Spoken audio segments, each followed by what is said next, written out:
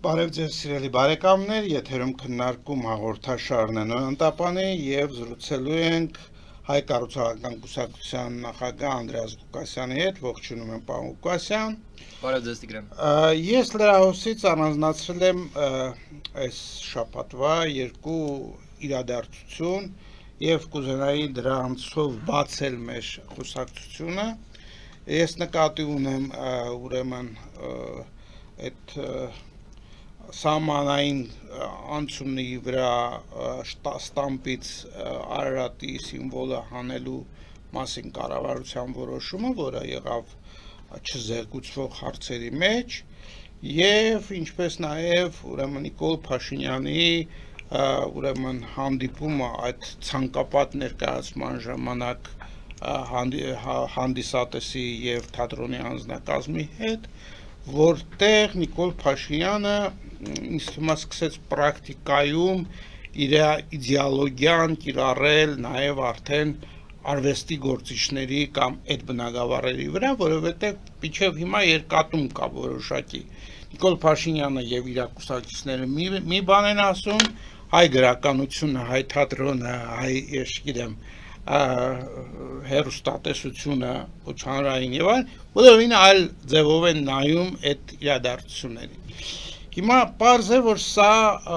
ընդհանրապես մակերեսն են խորքային իրադարձությունների, որ կայանում է եւ ես կուզենայի այսօր մենք քննարկենք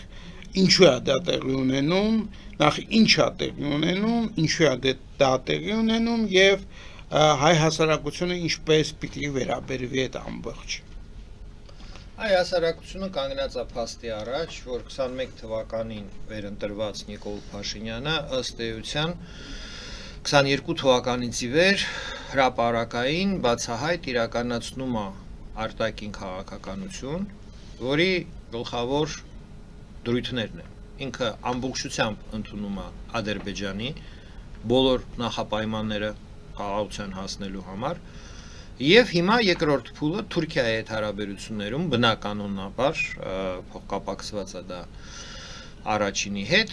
ինքը ընդունում է Թուրքիայի բոլոր նախապայմանները բնականոն հարաբերություններ Թուրքիայի հետ հաստատելու համար։ Այսինքն ի տարբերություն Հայաստանի բոլոր նախորդ կառավարությունների 21 թվականին ընտրվել է կառավարություն իշխող ուժ, որը որ այդպիսի ծրագիր չի մատուցել հանրության։ Նիկոլ Փաշինյանը երբեք իր փաստացի իրականացվող քաղաքականությունը անկեղծ չի ներկայացրել, որ Ադրբեջանի հետ խաղաղության կարելի է հասնել Ադրբեջանի պայմանները ընդունելով,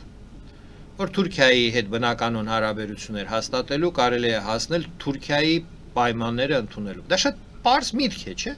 Ծանր բարդ միտք չի։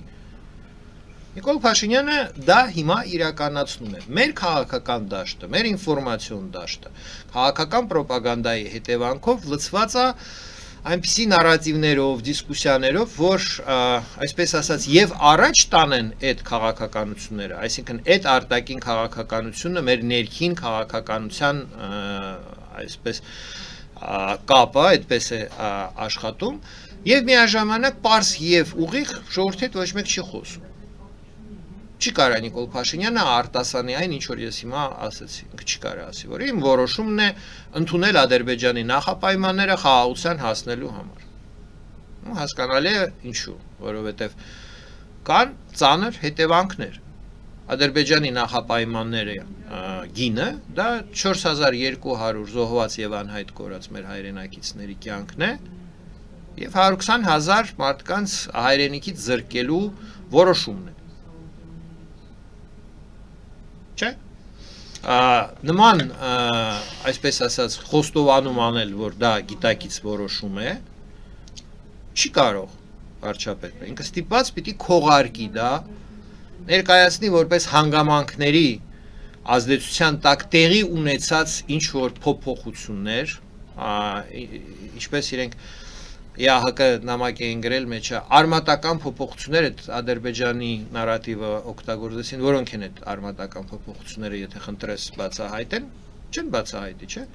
Էթնիկ զտումը Արցախում կարելի է քողարկել, չէ՞, այդպիսի բառերով։ Արմատական փոփոխություններ տեղի ունեցան տարածաշրջանում, Որոնք են այդ արմատական փոփ 120,000 մարդ հեռացրի իրենց հայրենիքից հարավոր հայրենիքից չէ վատ է հնչում չէ եթե նամակի մեջ գրեին 120,000 հայերի բռնի տեղահանումից հետո մենք համաձայն ենք Ադրբեջանի հետ խաղաղության տենց թուղթ որ գրեին թքեին իրենց երեսին չէ բոլորը ասեն ես ինչ է գրել դրա համար պիտի քողարկեին այդ փաստերը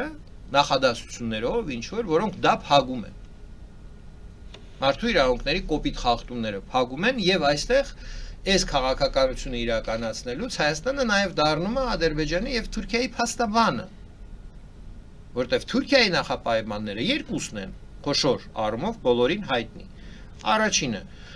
օրինական համարել 20 թվականի 1920 թվականի պատերազմի ժամանակ Հայաստանի օկուպացիան եւ հետագայում Խորհրդային միության որոշումը ճանաչել հայ-թուրքական սահմանը ապօրինի ուժով ձևավորած նկատուն է Կարսի պայմանագիրը դա մեկ պայմանն է ինչի համար եւ պետք է Արարատի նշանից հրաժարվել մեր քաղաքական մշակութային հոգեվոր կյանքում այսինքն համարել որ 1920 թվականի սեպտեմբերին Քեմալ Աթաթյուրքի այդ Քեմալ Փաշայի ներողություն զորքերը երբ որ մտան Սուրմալու, մտան Կարս, ուժով այդ տարածքները գրավեցին, իրենք ազատագրել են այդ տարածքները, ոչ թե գրավել են հայկական պատմական տարածքները, այլ ազատագրել են թուրքական պատմական տարածքները։ Եվ մենք դրա համար, ըստ այդ տրամաբանության, իրավունք չունենք Արարատը մեր պետական նշանների վրա ունենալ, մեր արվեստի մեջ ունենալ, մեր հիշողության մեջ ունենալ, որտեվ ըստ այդ տրամաբանության մենք Արարատը գրավել էինք, թուրքերը 1920 թվականին քեմալիստները ազատագրել են։ Հիմա Նիկոլ Փաշինյանի մոտ առաջանում է խնդիր, չէ՞, դա ոնց մատուցել հանրության։ Ոնց թուրքական ճիշտը բերել, դնել հայերի արչև եւ ասել դուք պիտի սրա արչև խոնարհվեք։ Ընդունեք սա որպես ձեզ համար ճշմարտություն ու դրանով ապրենք։ Դրա համար ծնվեց իրական Հայաստան հասկացողությունը։ Դա քողարկող մեթոդներ են, դարը ճշմարտությունը հանրային, այսպես ասած, կարծիքի տեսակետից չընդունվող իրականությունը, ինչպես, այսպես ասած, տեղավորել։ Առանձին հարցեր են, ինչու է Նիկոլ Փաշինյանը իրականացնում այդպիսի միջազգային արտաքին քաղաքականություն։ Դա հարց է, դա բաց հարց է, որ նա իր շարժառիթ է։ Երկրորդ հարցը ինչպես, մենք հիմա քննարկեցինք ինչպես։ Վերադառնալով հայ-թուրքական օրակարգին, իհարկե միշտ եղել է հայ-թուրքական օրակարգի երկրորդ Թուրքիայի նախապայմանը ստեղծել պատմական հանձնաժողով ցեղասպանության հարցով։ Ես չեմ կարծում, որ այդ հարցում Փաշինյանը դեմ կլինի, որովհետև արդեն իր հայտարարություններից մեկում, կարծեմ թե այս տարի ապրիլի 24-ի հետ կապված, այդպիսի միտք արտահայտեց, որ հələ պիտի հասկանանք դա ինչ էր, չէ՞։ Ով էր հրահրում, ինչ էր եւ այլն։ Այսինքն պետք է հանձնաժողով։ Պետական գործիչը եթե այդպիսի խոսքեր է արտահայտում, դա իր համաձայնությունն է, պատմաբանների հանձնաժողով կամ պետական ավելի ճիշտ պետական բաների, գործիչների հանձնաժողով ստեղծել, որպեսզի այդ հարցը որոշել։ Եղել է, չի եղել կամ ով է հրահրել, ով է մեղավոր։ Ամփոփելով այստեղ մեկնաբանության կարիք կա, պարոն Ղուկասյան, այդ հանձնաժողով պահանջելով թուրքերը ինչի հույս ունեն։ Այսինքն այդ հանձնաժողովը ինչ պիտի բացահայտի, որ մենք չգիտենք եւ ինչ ենք մենք վախենում այդ հանձնաժողովից։ Մենք հանձնաժողով չենք ուզում, որովհետեւ մեզ համար Ես մի հատ օրինակ բերեմ։ Այո։ Ադրբեջանը եւ Վրաստանը անում էին սահմանի սահմանազատում։ Ինչով վերջացավ։ Վերջացավ նրանով, որ Վրաստանի հանձնաժողովի նախագահ սահմանազատման մեղադրվեց քրեորեն պատժելի արարքի մեջ, գնաց ազատազրկվեց եւ այլն։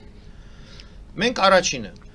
պետք է ընդունենք, որ եւ Թուրքիան եւ Ադրբեջանը իր արտաքին եւ ներքին քաղաքականությունը հասկանալի է, արտաքին քաղաքականության մեջ կոռուպցիան որպես գործոն դիտարկում է։ Ակտիվ գործոն, չէ՞։ Այսինքն ձեր Այդ կոռուպցիան կներեք ԱՄՆ-ում մասամբ քողարկված է լոբինգով, չէ՞։ Եվրոպայում եւ այլն, բայց մենք լսում ենք, չէ՞, այդ кейսերի մասին։ Եվրոպադգամավորներ կանգնում են դատարանում այն մեղադրանքներով, որ Ադրբեջանը Այսինքն ձեր մեկնաբանությունը, եթե ես ճիշտ հասկացա ձեզ, այն է, որ եթե հանձնաժողով, ապա կարելի է կոռուպցիայի միջոցով հանձնաժողովին ստիպել դա մեկ ցանկացած ոչ թե ստիպել, այլ հայկական կողմին ստորագրել տալ այն ինչը որ թուրքական կողմը վերջը նպատակը Թուրքիայի որն է խուսափել պատասխանատվությունից ցեղասպանության անցագործության համար, չէ՞։ Ինչպես խուսափել։ Հիմա եթե մենք դուրս գանք փողոց, մարդկանց հարցնենք, հանցագործությունը որ անում են, ո՞նց կարելի է պատժից խուսափել։ 10-ից 9 կասի դատախազին փող տալ, որ բան չանեն, քրեական գործ չարուսեն, չէ՞։ Մարդկանց մտածելակերպի մեջ այդ որտեղից է այդ մտածելակերպը։ Դա ասիական մտածելակերպ է, չէ՞։ Եվրոպայում 10-ից 9 տենց չեն ասի։ Հայաստանում, Թուրքիայում, Ռուսաստանում ասիական մտածելակերպը։ Ինչպես խուսափել պատասխանատվությունից հանցագործությունների համար։ Փողով, նյութական ինչ որ բանով, հատուցումով եւ վերջո ինչ է ցեղասպանության հարց։ Ցեղասպանության հարցը հետեւյալն է։ Այդ հանցագործության համար հատուցում պիտի արվի մի քանի միլիոն մարդկանց, թե կարա կաշառք տրվի մի քանի հոգու։ Դուք որը կընտրեք, որպես հատուցող, եթե ձեր վրա է բեռը դրված հատուցման։ Միլիարդներ ծախսել, վերականգնել հարաբերությունները մի ժողովրդի հետ, Այսինքն դուք մի քանի հոգու եք, որ Հայաստանում ընդհանրապես պարկեշտ պատմաբաններ կամ բան։ Ոչ, ես կարծում եմ, որ Թուրքիայի տեսակետից, Ադրբեջանի տեսակետից Հայաստանը կոռումպացված երկիր է, թույլ ժողովուրդով, որի վերնախավին եթե դու փող տաս, առնես, վերնախավը ժողովրդին կփաթաթի քո ուզածը։ Մենք հիմա կարծում եմ այդ կոռուպցիոն վարկածը դնենք, հա, որպես վարկած։ Հետևյալ process-ի մեջ ենք տեսնում Հայաստանի ղեկավարությունը Հայաստանում իրականացնում է ինֆորմացիոն, պրոպագանդիստական, հա, պետական արշավ, ինչպես Ադրբեջանի եւ Թուրքիայի նախապայմանները, չէ, մտցնել մեր, այսպես ասած, հանրային գիտակցության մեջ եւ մեզ բերել հանդուրժողական դրության մեջ այդ պահանջների հետ։ Ինչպես մեզ, շորթական լեզվով ասած կոդրել, հա, բայց իրականում, եթե ոչ հուզական, հա, դեղատական տալ, խոսքը գնում է տեխնոլոգիայի մասին, ինչպես ինչ-որ մի ժողովուրդ, որը որ ունի իր պատկերացումները, իր պատմական անցյալի մասին, իր ազգային արժանապատվության թեզերի գլխավոր դրույթների մասին, ինչպես ազդել այդ գիտակցության վրա մարդկանց, որ իրենք դրանից հրաժարվեն։ Այդ դրանով է զբաղված այսօր Հայաստանի իշխանությունները։ Այդ գործունեությունը իշխանությունների ուղիղ հակասության մեջ է գտնվում ընտրական շահերի հետ։ Հանրային կարծիքի հարցումները ցույց են տալիս, որ որքանով գնում է այդ քաղաքականությունը,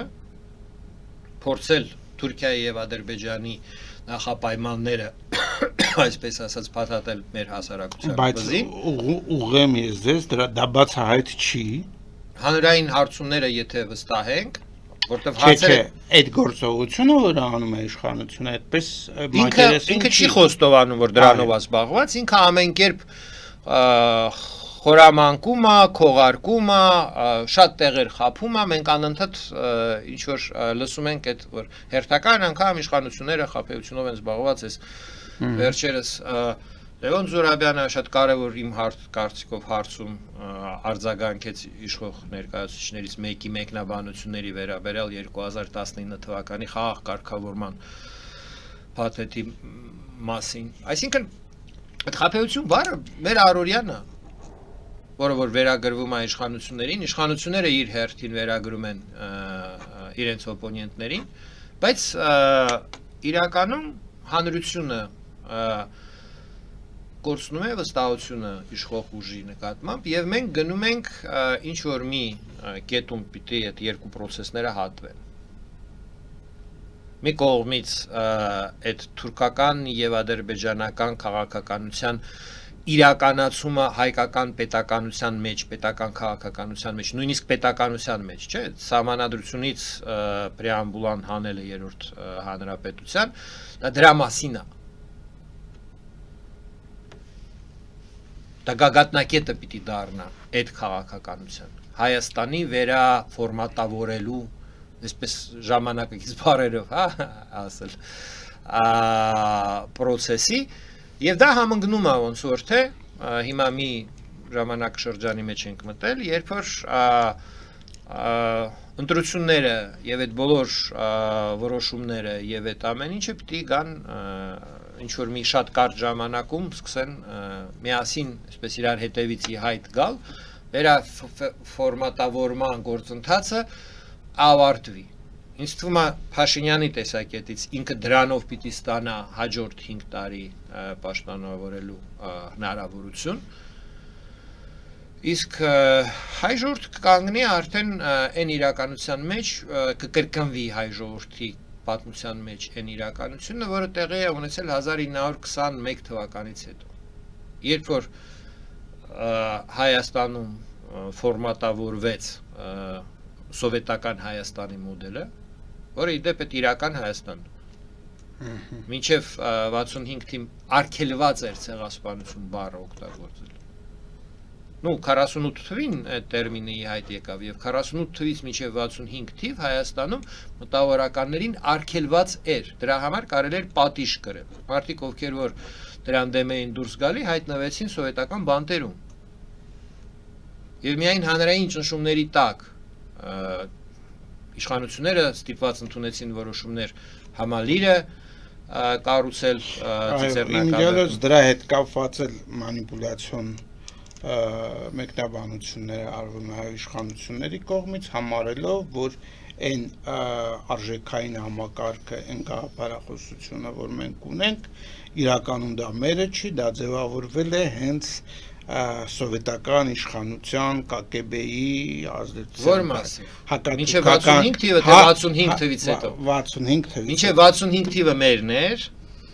Այսինքն արգելված մասը։ Արգելված մասը մերն էր, այսինքն իրենցը։ Երբ որ իրենք ասում են մերը չի, իրենք հստակ դիրքավորվում են թուրքամետ, ադրբեջանամետ գաղափարական տիրույթում։ Մենք դրա շուրջը դեռ խոսենք, ես առաջարկում եմ հիմա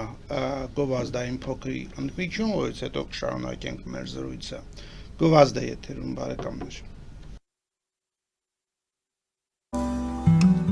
Ֆելիչե ժամանակակից ատամնաբուժական կլինիկա։ Այստեղ հարմարավետությունն ու խնամքն առաջնային են։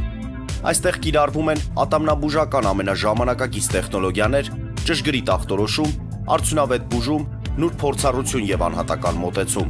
Սկսած սովորական մանրուքներից մինչև առաջադեմ ընթացակարգեր, այստեղ դուք գտնվում եք բարձր որակավորում ունեցող եւ փորձառու ատամնաբուժական մասնագետների ձեռքերում։ Մեր բարեկամական եւ հյուրընկալ անձնակազմն այստեղ է յուրաքանչյուր այցը հաճելի դարձնելու համար։ Ֆելիչե, ձեր առողջ եւ ամենաերջանիկ շպիտը սկսվում է այստեղից։ Եկեք եւ բացահայտեք նորարարության փորձագիտության եւ կարեկցանքի կատարյալ համադրությունը։ Երևան Shipping, սենսացիա ստեղ, հա։ Այո, ճիշտ եք եկել։ Սադրոցներ Երևան ուղարկելը $2.99 օթանավով։ Այո, Իսկ եթե դոլար ուղարկես, դոլար ստանան։ այո, Իսկ որ տանեն տուն հասցնեն, էլի մի տոկոս, հա։ 2%։ Երասը ծրի է, էլի։ Ժողովուրդ սենսացիա, ծրի է։ Նորթ Հոլիվուդ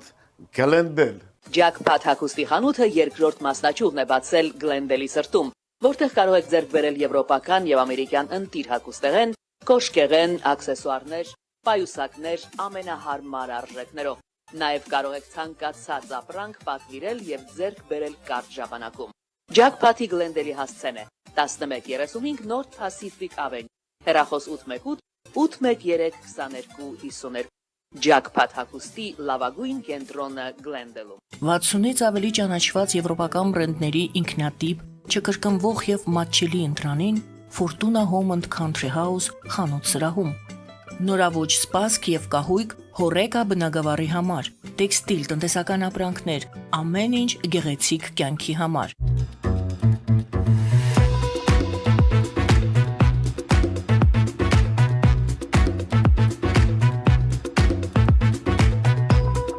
Արարատ ռեստորան, ընտանեկան եւ ընկերական ժամանցի լավագույն հասցե, սիրված արտիստներ, հյուրընկալ մթնոլորտ, հարուստ ճաշացան, անմահական խորտիկներ, Արարատ ռեստորան, հասցեն անփոփոխ, սիրով սպասում ենք ձեզ։ Լավագույն պաղպաղակ, բնական, համեղ եւ մատչելի գներով պաղպաղակը կարող եք ձեռք բերել բոլոր հայկական խանութներում։ Պահանջեք հայկական պաղպաղակ, Թամարա պաղպաղակ։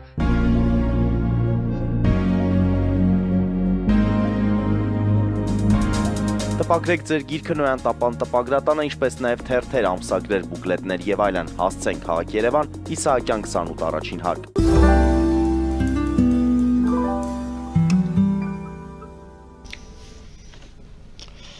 Մենք շարունակում ենք մեր զրույցը Անդրեաս Ղուկասյանի հետ եւ իմ հաջորդ հարցը հետեւյալն է։ Ինչ որ դուք ասացիք նախորդ հատվածում, կարծես թե համոզիչ է եւ այդպես առանձնապես մեկնաբանությունների կարիք չունի, բայց Նիկոլ Փաշինյանը մի քանի անգամ արդեն իր հանրային ելույթներում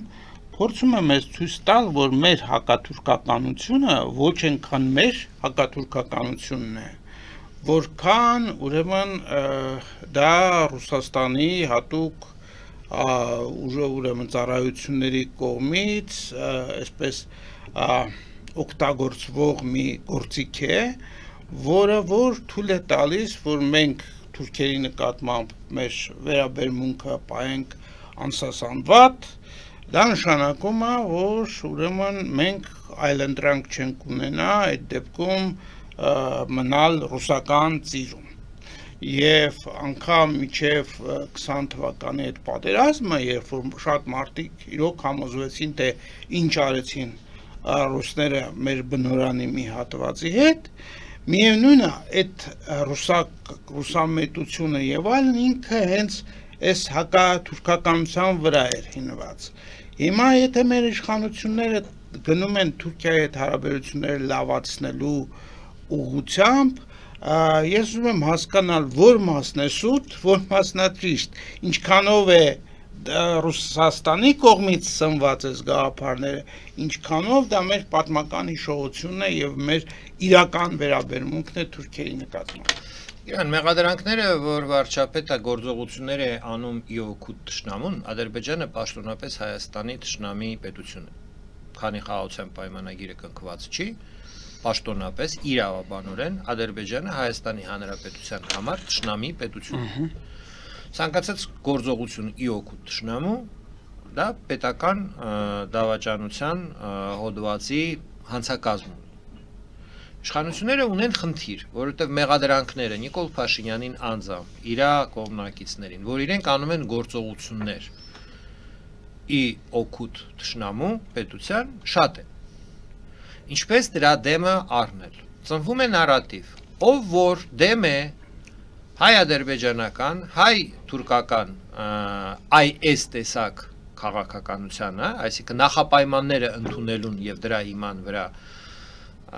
այսպես իրենց այդ հարցերը կարգավորելու քաղաքականությունը ռուսամետ է, Ռուսաստանի գործակալ է, որովհետեւ Ռուսաստանը եւ այլն այդ ամբողջ ինչ որ դուք ասեցիք։ Դա արվում է, որ պիտակավորել քննադատներին։ Քննադատում ես, բացահայտում ես, ինչպես դուք ասիք, կարծես թե համոզիչ է իմ ասածը, չէ՞։ Երբ որ արգումենտներ չկան դեմը դնելու այդ դեպքում ինչ պիտի ասեն։ Պիտի ասեն, ասողը գործակալ է։ Սերժիկը ասում էր մասոն է, Անդրեասը չգիտեմ, բրիտանական շպիոն է եւ այլն, հիմա ենթադրենք այդ նիկոլական ֆեյքերը կամ այդ, պետական այդ քարոզչական մեքենայի բաները, ասում են, սա ռուսամետ ռուսական քարոզը եւ այլն։ Ռուսաստանի Դաշնությանը նայենք Թուրքիային եւ Ադրբեջանին։ Ռուսաստանի այսօր ամենաեվրոպական եւ ՆԱՏՕ-ի պետություններից ամենաբարեկամ պետությունը ով է։ Թուրքիան, Հունգարիան, Սլովենիան։ Էրդողան, Ֆիցո, եկել է Սլովենիայում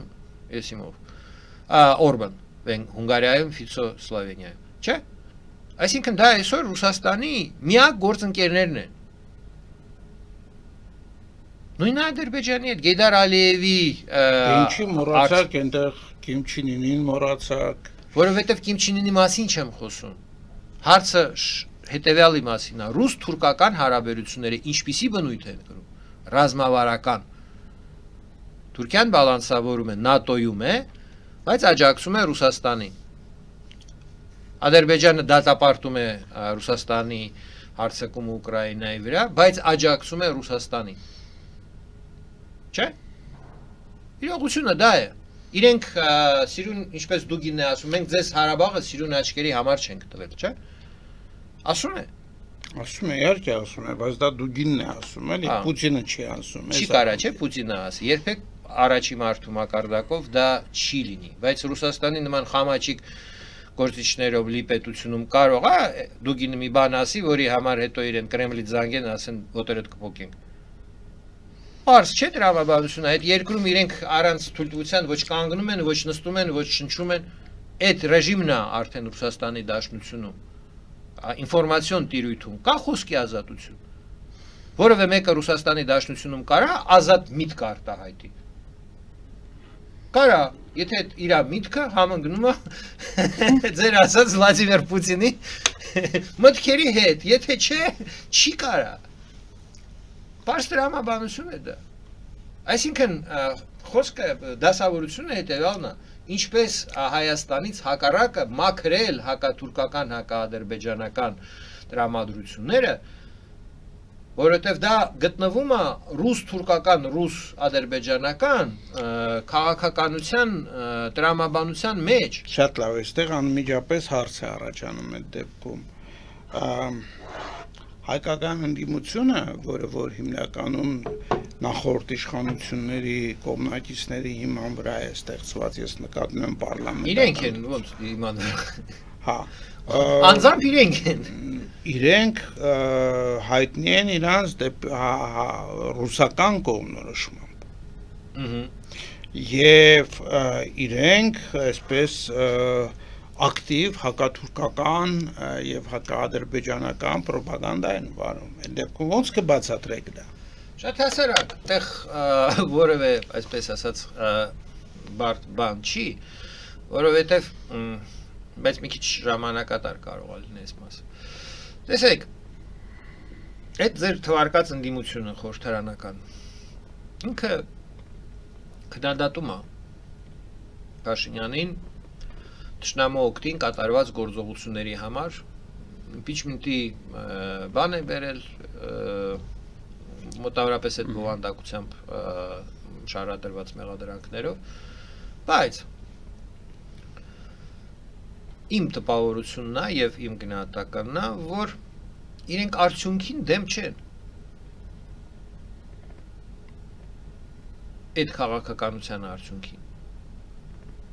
Այսինքն ինչ նկատում եք արդյունք ասելով։ Եթե մենք որպես ելակետ, տրամաբանական ելակետ ընդունենք, որ Արցախը Ադրբեջանին հանձնելու ծրագիրը ռազմավարական ծրագիրը Ռուսաստանի Դաշնության կողմից հովանավորված։ Ինչի համար պետք է հրահրվեր պատերազմ, ինչի համար պետք է ռուսական զորքեր մտնեին Արցախ եւ հետագայում Արցախը հանձնվեր Ադրբեջանի հսկողության տակ, չէ՞։ Այդ ծրագրի բաղադրիչներն են։ Քայլ առաջին մերժել Մինսկի խմբի խաղաղ կարգավորումը, քայլ երկրորդ ստեղծել ֆոն Ադրբեջանի հարձակման համար, քաղաքական ֆոն։ Նախադրյալներ ստեղծել, որպեսզի արդարացված լինի ճակերտավոր Ադրբեջանի ագրեսիան Արցախի դեմ։ Քայլ երրորդ պարտվել, քայլ չորրորդ ռուսական զորքերը հրավիրել համաձայնություն, հա, տալ, որ իրենք այնտեղ տեղակայվեն։ Քայլ 5-րդ ինչ որ մի կետում առհասարակ լուծարել Արցախի հանրապետությունը, Արցախի պաշտպանության բանակը մարդկանց կանգնացնել ընտրության առջև, կամ ընդունում եք քաղաքացիություն Ադրբեջանի, կամ ձեզ կոչնչացնեն։ Չէ՞։ Այս ծրագիրը մեր աչքի առաջ տեղի ունեցավ։ Իմ ռամաբանական պնդումը, որ այդ ծրագիրը անհնար էր իրականացնել առանց Սերժ Սարգսյանի։ Որովհետև եթե քաղաքական դասավորությունը 18 թվականից հետո նայեք, Արցախի համար ոնց որ թե Սերժ Սարգսյանի պատասխանատվության տիրույթներ, բանակը եւ Արցախը։ Իրա թիմակիցներն էին պաշտպանության նախարարությունը գլխավորում, չէ՞։ Արցախում իր գործընկերներն էին։ Եվ դա անհնար կլներ իրականացնել առանց դաշնակցության եւ Քոչարյանի։ Այսինքն այս ծրագրի մեջ մասնակից են եղել բոլորը, դրա համար իրենք բոլորը խորհրդարանում նստած են։ Խորհրդարանական ընդդիմության խնդիրը հետեւյալն է, այս ծրագրի բացասական այսպես ասած հայ ժողովրդի համար հետևանքները օգտագործելով գալ իշխանության, այսինքն նույն համակարգի ներսում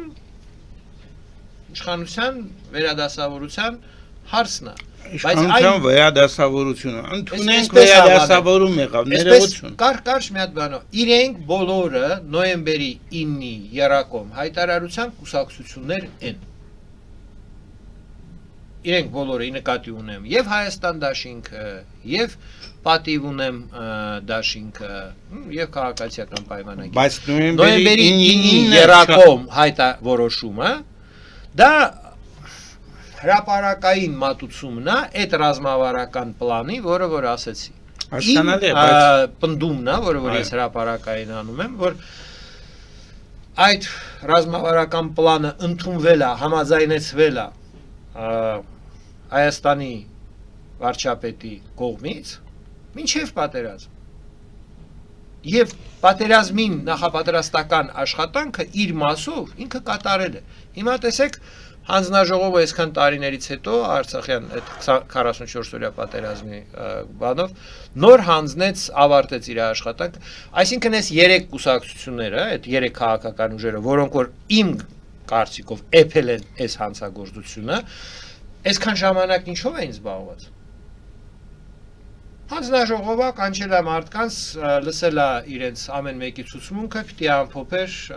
բանան, թող մի տարի տևեր դա։ Այդ խոմ հայկական դատարանները չեն, որ նիստի գալիս ես, հաջորդ նիստը 3 ամիս հետո։ Չէ։ Այսքան ժամանակ իրենք համաձայնացնում էին իրար մեջ, մաքրում էին,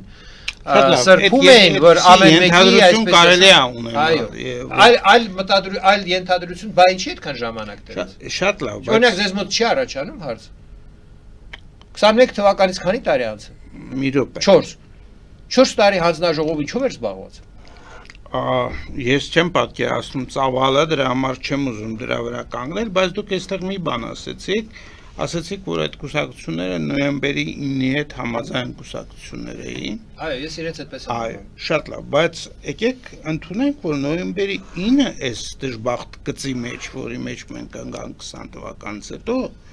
ամենավատ կետը չէր։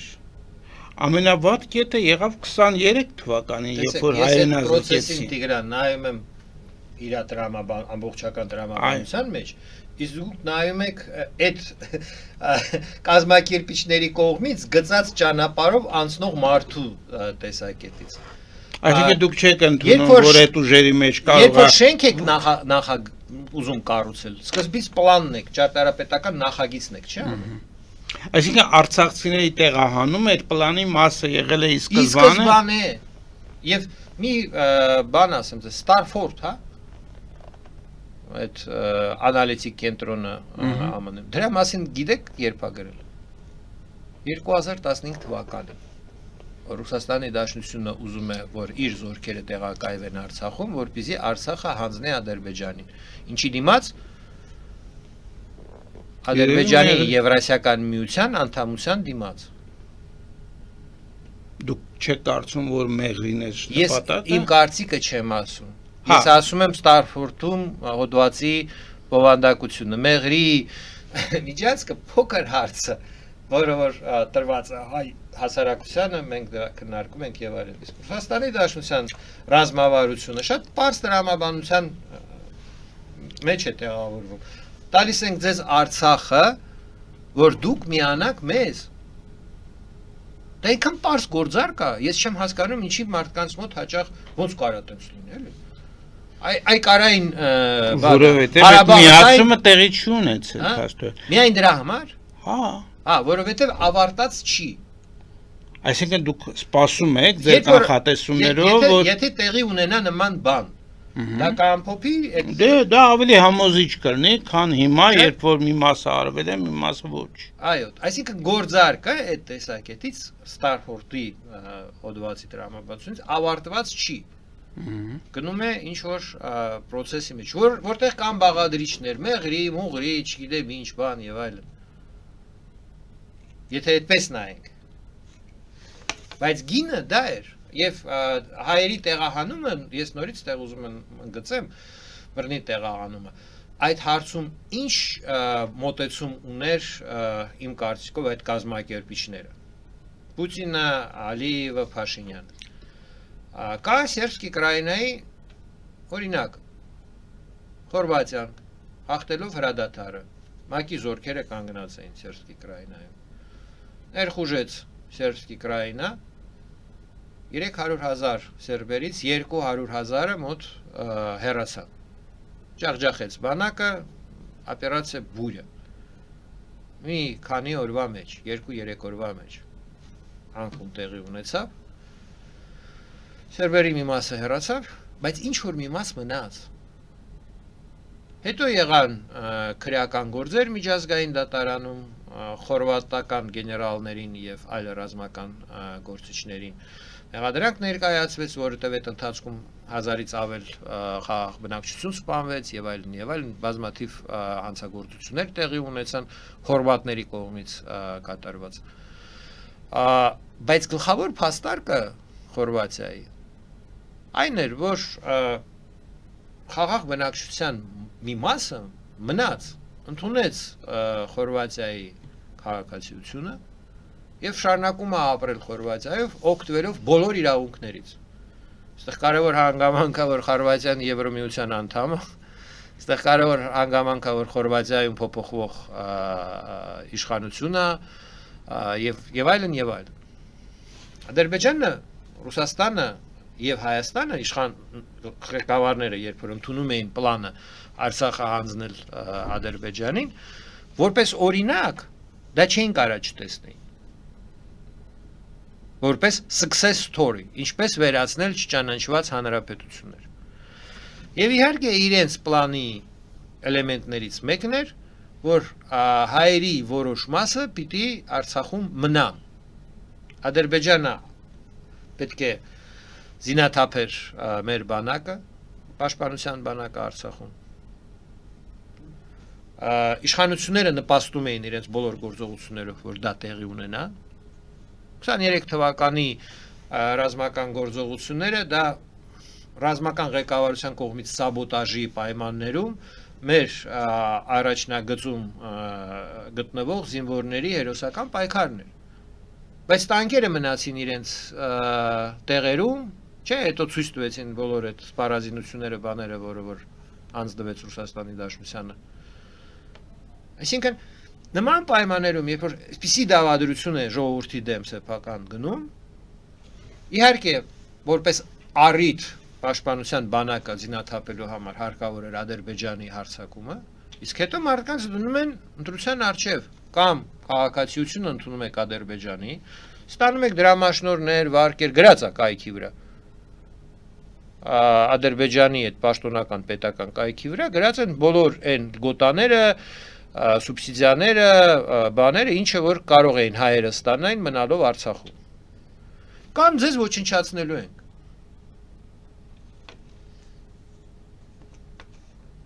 Մարդիկ ընտրեցին հեռանալ։ Չէ, եթե մենք հիմա վերլուծում ենք Արցախում ինչ տեղի ունեցավ, ինչ պայմաններում եղավ ժողովուրդը, որի վերնախավը իրապետությունը հանձնել է, ծախել է, բանակը գլխատել է, բանակը չի կարա պաշտպանվի, ժողովրդին էլ կանգնացնում են փաստի առաջ կամ եւ հայերը բոլորը դուրս եկան։ Ոչ մեկ չընդունեց Ադրբեջանի քաղաքացիությունը, ոչ փողի դիմաց, ոչ բանի դիմաց, չէ՞։ Այդպիսով տապալվեց այդ ծրագիրը։ Ստիպված խոսում են էթնիկ զտման մասին, չէ՞։ Իսկ եթե 10-20 հազար հայ մնային հիմա եւ իրենք չէ ամեն ինչ ուզում էին անեն, չկային այդ մարդիկ, բայց հələ միջոցները, ԶԼՄ-ները կարծես խոսում էին ինչ որ հազարավոր մարդկանց մասին, որոնք Արցախում կան։ Հանձնաժողով մակից գնաց, ման եկավ այդ մարդկանց չգտավ, ինչ որ լողոզված զեկույց արեցին, հետո դրա շուրջը էլի քաղաքական գնաց խաղեր եւ այլն։ Մինչեւ իհայտ եկավ, որ մարդ չկա։ Պայքար գնա եւ Էրդողանը իր դժգոհությունը հայտնեց դրա վերաբերյալ հայերից դժգոհեց, ասեց հայերը դուրս եկան Արցախից, հələ տեսեք Ալիևը ասում է ես չէի ուզում որ հայերը դուրս գան,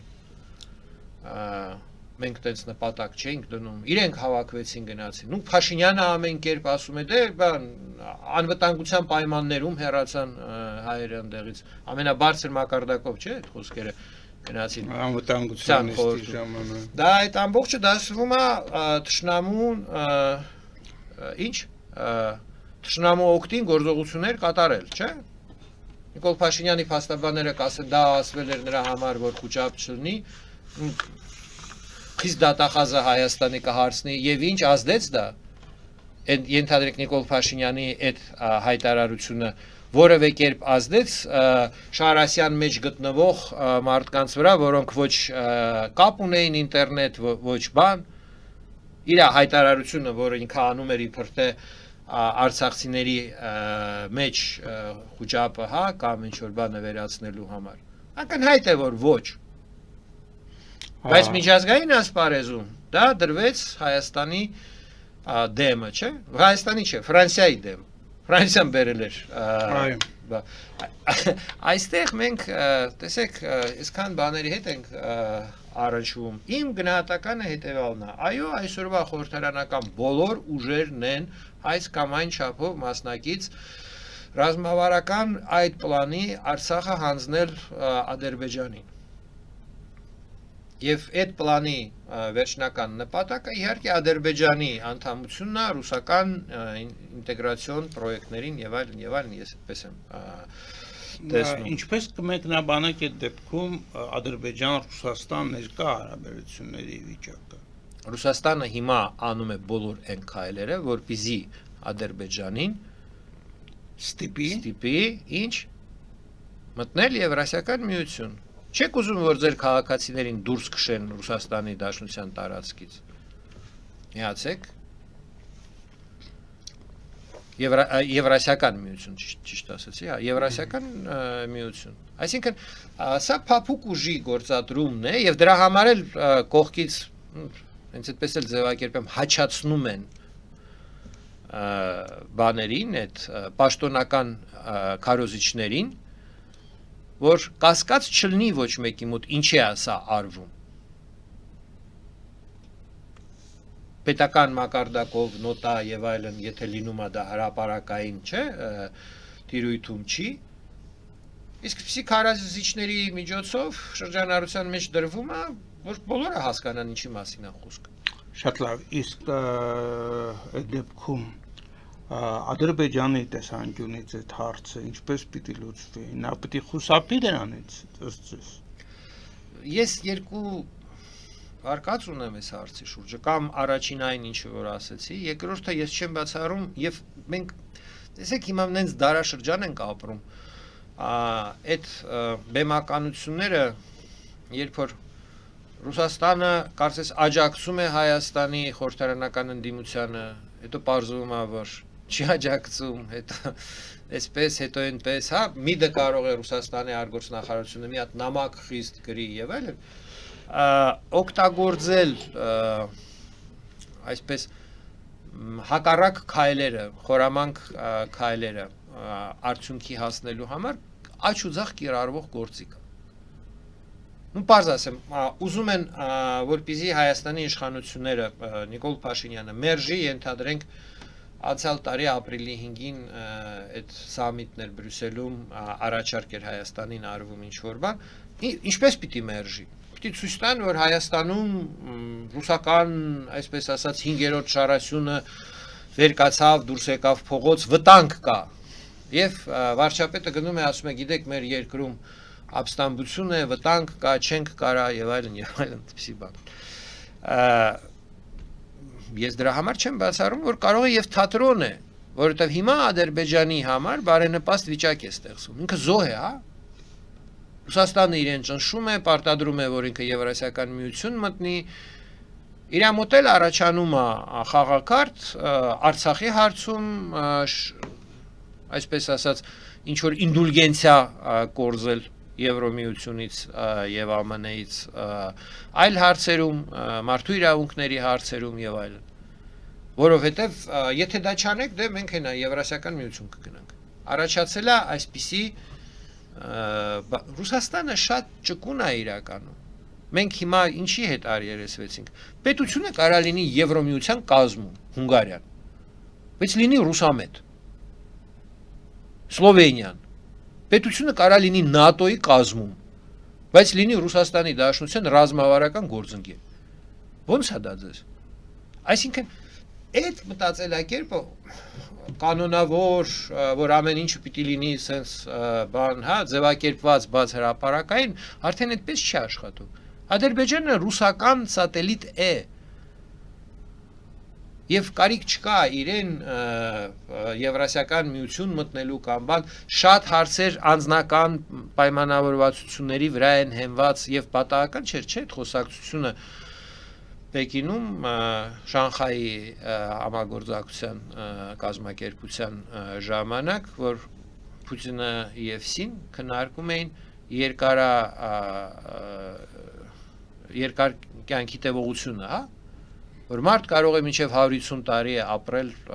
օրգանները փոխելով, ինչու, որովհետև միջազգային հարաբերությունների բնականոն միջպետական պայմանագրերի հրապարակային որոշումների վրա հենված համակարգին իրենք փորձում են հակադրել անձնական հարաբերությունների վրա մեծ հաշվով հանցավոր պայմանավորվածությունների համակարգ։ Պաշտոնապես Ադրբեջանը անկախ պետություն է։ Բայց այդ պետությունը, որ փորեք, Ռուսաստանը այնտեղ 4 թաթով մեջը նստած է։ Եվ Թուրքիան։ Թուրքիան հավանաբար նույնիսկ ավելի, տեսեք հասարակ բան, պաշտպանության նախարարը ով է Ադրբեջանի։ Ռուսական ակադեմիա, սովետական գեներալ բան եւ այլն, չէ։ Պատերազմի ժամանակ իրենք ունեցան մեծ կորուստներ, նույնիսկ վերջերս, չէ, իրենց այդ արգորսնախարարը սիակնար կարեց, որ եթե նոյեմբերի 9-ի երակոմ հայտարարությունը չլիներ, չգիտենք ինչով կվերջանար պատերազմը մեր համար։ Մենք գիտենք մեր վիճակը, հա, ծանր վիճակը մեր բանակի, իսկ իրենց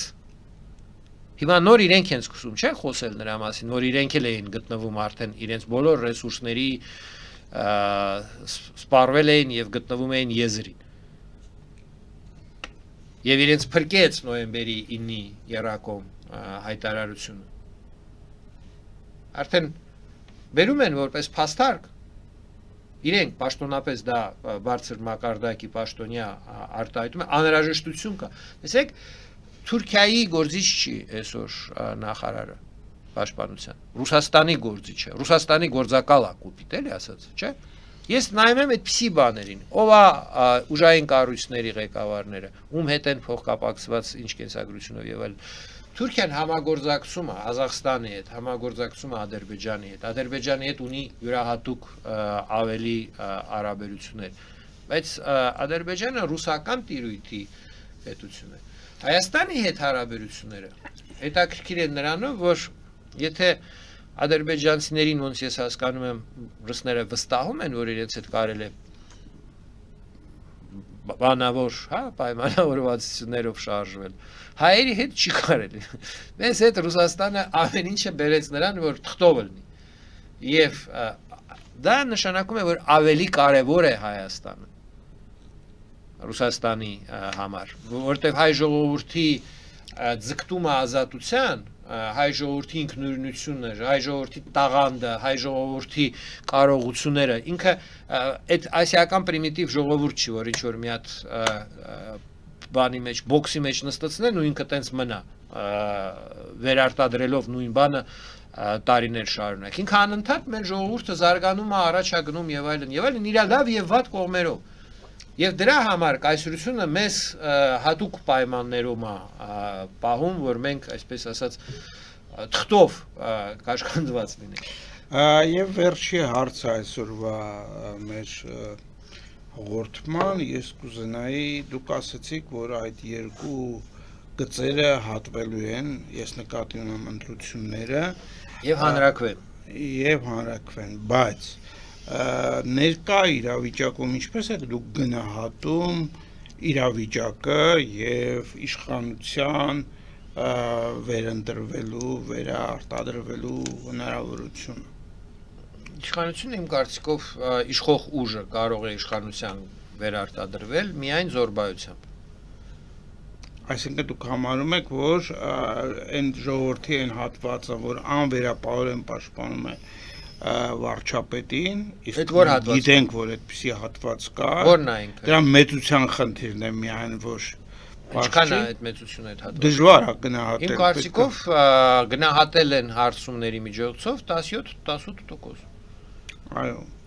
25 չի, 30 չի։ Ընդդիմության մեջ ինչ որ մի ուժ, որը ավելի մեծ տոկոս ունի։ Դե այսպես ասեմ, նոյեմբերի 9-ի, եթե այսպես ասած, երակոմ այդ որոշման տակ գտնվող կուսակցությունները այսօր, դա քաղաքացիական պայմանագիրը, Ռոբերտ Քոչարյանը առանձին, Հայաստան դաշը ինքը պատիվ ունեմ, իրար հետ միասին իրենք մոտավորապես 30%-ը կազմում են մեր հանրության։ Այսինքն դուք ձեր կանխատեսումներով բայց կա եւս մեծ հատված, որ նոյեմբերի 9-ի երակոմ այդ կուսակցությունների ազդեցությունից դուրս է։ Ինչպիսի խաղեր էլ մանիպուլյացիաներ անեն կամ չանեն,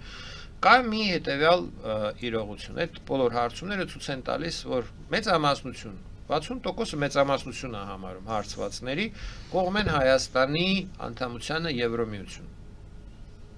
Դա քաղաքական իրողություն է Հայաստանում։ Իսկ դա բացառում է Թուրքիայի հետ հարաբերությունները, այդ Դա թուրքական փոխում է հարաբերությունները, դա հարաբերությունները առանց Թուրքիայի նախապայմանների։ Դուք կարևոր հարց հիմա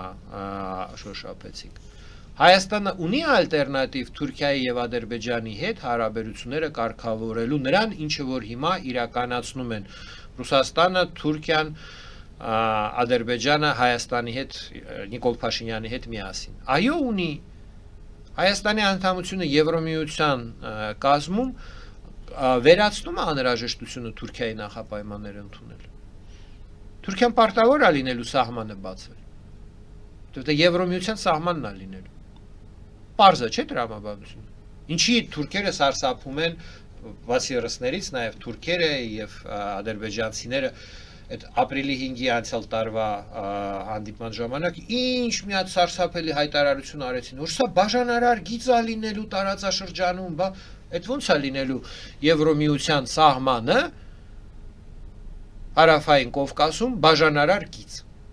Ումից է բաժան Թուրքիան մաքսային միության մեջ է Եվրո միության հետ, չէ՞։ Այդ ո՞նց է բաժանարար գիծ լինելու։ Այսինքն ակնհայտ երևում էր սարսափը, եւ այդ սարսափը կապված էր հենց այդ բանի հետ, որ Հայաստանի Եվրոմիության կազմ մտնելու դեպքում Հայաստանը ազատվում է խնդրից թե Ադրբեջանի նախապայմանները ընդունելուց, թե Թուրքիայի նախապայմանները ընդունելուց։ Իրենց մոտ են առաջանում խնդիրներ հրաժարվել իրենց նախապայմաններից, որովհետև Ադրբեջանը առանց Եվրոմիության չի կարող, այդ Ռուսաստանի հետ իր կապերը հանցավոր բնույթ են կրում, բայց տնտեսական շահեր եւ այլն առաջանում են Եվրոմիության հետ համագործակցության տիրույթում, չէ՞։ Թուրքիայի Եվրոմիության հետ համագործակցության շնորհիվ։ Խոմ ինչ որ այլ հանելուկ չկա այդ Թուրքիայի տնտեսության հիմքում ինչը։ Թուրքիան ֆաբրիկանա Եվրոմիության։ Այսինքն ալտերնատիվ կա, մեր ժողովուրդը այդ ալտերնատիվը տեսնում է, քաղաքական տիրույթում ինչա կատարվում, 0։ Մարդիկ պատրաստ են, չէ, ովքեր ինչով են զբաղված, նոյեմբերի 9-ի կուսակցությունները մոբիլիզացնում են իրենց էլեկտորատը, պահում են բանը ինֆորմացիոն տիրույթը իրենց ազդեցության տակ եւ այլն, իրական մեծամասնությունը Հայաստանի գտնվում է ուրիշ հարթության մեջ։ Եվ մի հետաքրքիր ֆենոմեն, այսպես կոչված եվրոպական կուսակցությունները 0 աջակցություն ունեն։ Հանրային կարծիքը 60% կողմ են Եվրոմիության անդամակցելու, այդ Արման Բաբաջանյան, Տիգրան Խզմալյան, Արամ Սարգսյան իրար հետ միասին 2-3% հարցվածների օժանդակություն ունեն։ Ինչպես է դա ստացվում։ Շատ պարզ է պատասխանը, որովհետև թվարկածները բոլորը համագործակցում են Փաշինյանի հետ, չէ, այդ արտախորհրդարանական հարթակով եւ այլն եւ այլն։ Այսինքն իրենք էլ են նոյեմբերի 9-ի երակոմ հայտարարության ածանցյալ ժողովուրդ այդպես է իրենց որակավորում։ Եվ դրա համար մարդիկ չեն կապում այդ կուսակցությունների հետ Հայաստանի եվրոպական ապագան եւ Հայաստանի արժանապատիվ խաղաղությունը Թուրքիայի եւ Ադրբեջանի հետ։ Եվ մենք այո ունենք Հայաստանում այդ իրավիճակը, որ ժողովուրդը ձևավորվել է արդեն բան ունի, դիրքորոշում ունի, քաղաքական համակարգը դրան համապատասխան չի, պատասխան հարցի ինչու դրան համապատասխան չի։ Այդ ինչա քաղաքական գործիչները այդքան միամիտ չեն տենում այդ 56%, 60% հետաքրքրվածներին։ Տենում են, չէ, բայց իրենց պետք չի այդ էլեկտորատը, էս ում որ թվարկում ենք։